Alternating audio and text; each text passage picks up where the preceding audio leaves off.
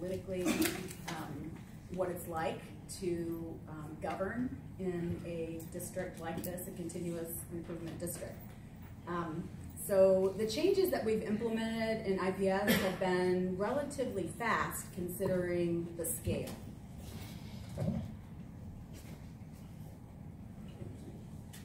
There you go. That's the right slide? Yes.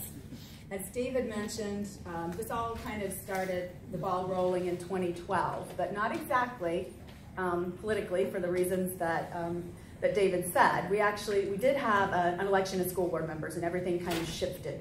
And there was a lot of interest in changing superintendents. They were ready to move on with leadership. A little bit because of reform, and a lot because two of the women who won had husbands who were principals who were fired by that superintendent. So you all get that kind of thing going on. So there they are. They don't like this guy. Who's the next person coming up? So there was pressure from a lot of the groups in the community and from other board members to look for someone who was more innovative, who was more open-minded. So the board hired Superintendent Louis Farabee. He came in and immediately got to work.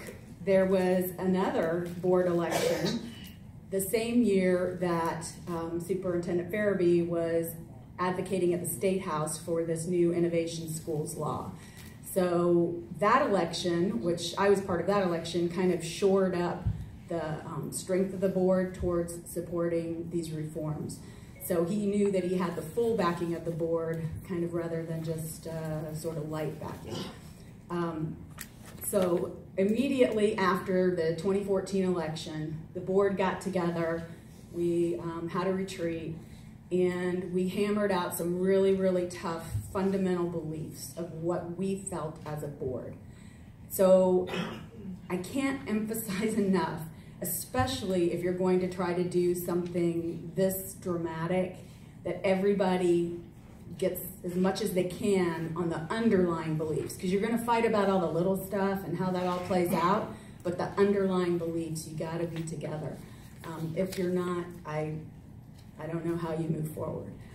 But we all became committed to a district that pushes power to the schools and supports and monitors those schools, but basically manages a system of schools that are autonomous, independent.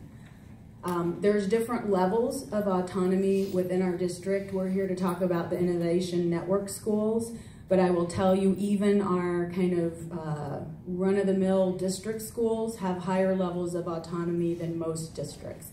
So our principals have control over their budgets, over hiring and firing teachers, all those kind of things in all of our schools, but innovation schools have an extra bump.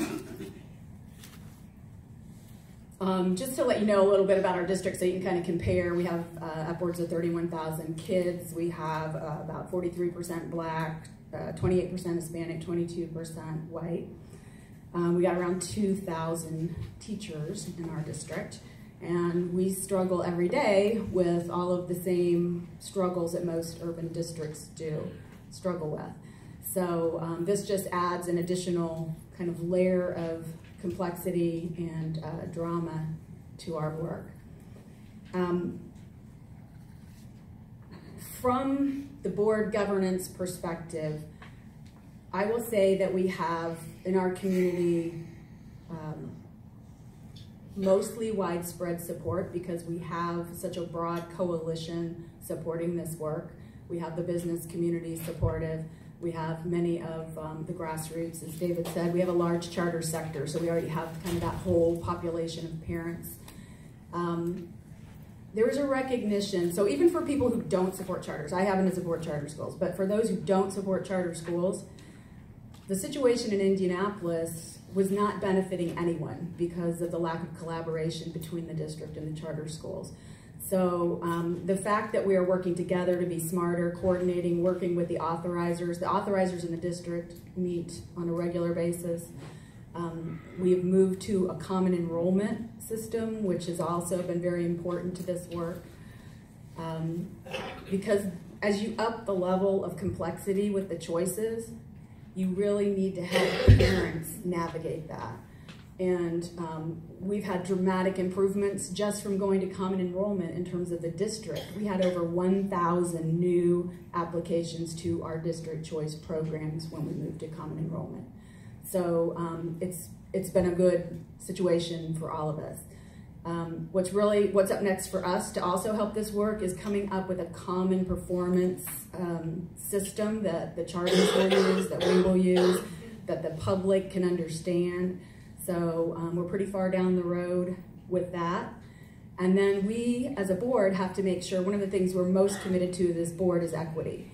So we have also moved to a student-based allocation for all of our schools, and we're looking at that same kind of system funding for all of our innovation schools. We're trying to get them all on that level so that we can say to the public that when we get money from the state of Indiana based on the characteristics of our kids, that's how we give the money to the schools.